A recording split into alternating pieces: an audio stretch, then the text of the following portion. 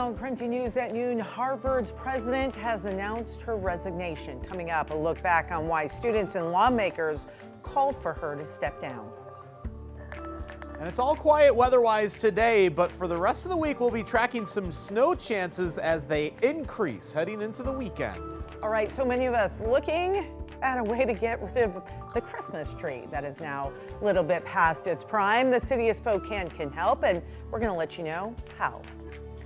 Hi everyone, so good to see you. Welcome to KREM News at noon. I'm Laura Papetti, and we have a lot of news going on this afternoon. But before we get to the day's news, we're going to take a pause and take a look at the forecast. Meteorologist Thomas Patrick, he's standing by in the Outdoor Weather Center. And one of the things everyone is talking about is not enough snow for the holidays. Well, that might be changing post-holiday, obviously, but snow could be on its way. Yeah, so we just got that little bit of snow just after Christmas, and I remember Nicole Hernandez was so bummed out that it didn't fall on Christmas so we could have it officially be considered a white Christmas.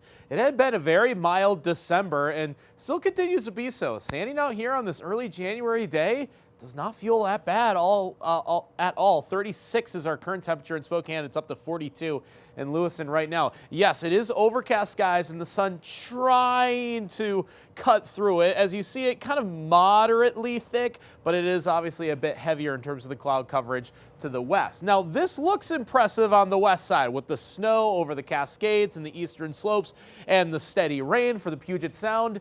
This does not arrive today. This might arrive tomorrow, but by the time it gets here, it'll be pretty light stuff. So our snow chances, while they will pick up this week, start out very slow. Look for just increasing clouds tonight, not really getting all that much below the freezing mark. But coming up, I'm going to detail a far more potent storm system for the inland northwest. All the latest details on that in a few minutes. All right, my friend, thank you. Coming in new at noon, Harvard President Claudine Gay is resigning. This brings an end to the shortest presidency in the university's history. You may remember Gay came under scrutiny after a congressional hearing where she was unable to say with certainty that calls on campus for the genocide of Jewish people violates the university's code of conduct. She is one of 3 university presidents who received backlash because of their answers during that very hearing, and she is the second one to resign. The Harvard Corporation, which is the school's largest governing body, said that her resignation came with, quote, great sadness, and thanked her for her, quote, deep and unwavering commitment to Harvard. 3 minutes past noon right now. The holidays are over, which means so many people who had a real tree this year probably now are looking for a way to get rid of it. Luckily, the city of Spokane is here to help. KREM 2's Nicole Hernandez telling us what you need to know before the city can pick up your Christmas tree. Yeah, so I actually have my Christmas tree right here with me. My Christmas tree is teeny tiny, a Charlie Brown tree, so it's gonna definitely follow all the rules, but some of yours might. So I just wanna go over all the different things you have to do if you are going to put out your tree on the curb for the city of Spokane to pick up. Number one, they only take real trees, no flocked trees, no fake trees, and you have to take all the decorations off of your tree before putting it out on the curb. The other thing, it has to be smaller than 6 feet. If it's larger than 6 feet, you can cut it in half, and the tree trunk has to be less than 3 inches in diameter. Once you have all of those rules followed for your actual tree, last thing, just make sure when you put it on your curb to put it at least 3 feet away from your other trash bins so crews can come in and do their thing.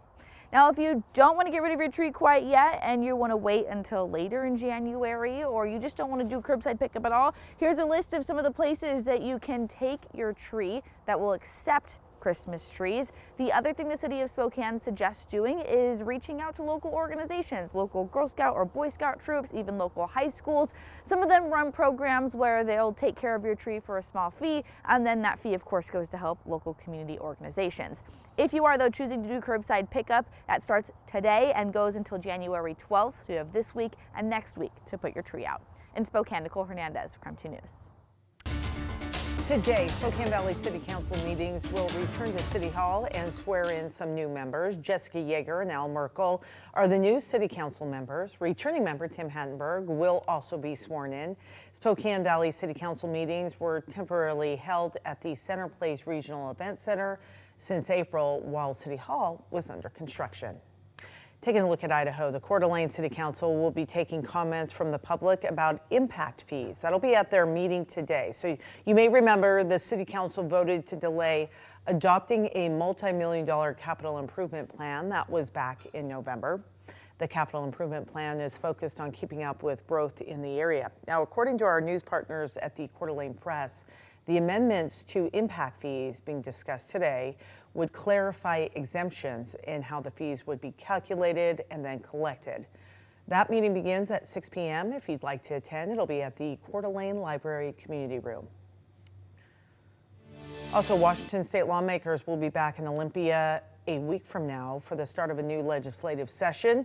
Now that we've entered the new year, several new state laws are going into effect. And one of the most talked about new laws is a 10-day waiting period that is now required for purchasing or transferring any kind of gun in Washington state. The Alliance for Gun Responsibility advocated for this law to pass, and they say this waiting period can help prevent emotionally charged suicides and homicides. Waiting periods are proven to be a really wonderful policy option for mitigating the impulsive and temporary emotional behavior around immediate access to a firearm. The new law also requires the person buying the gun to have completed a firearm safety course within the past 5 years.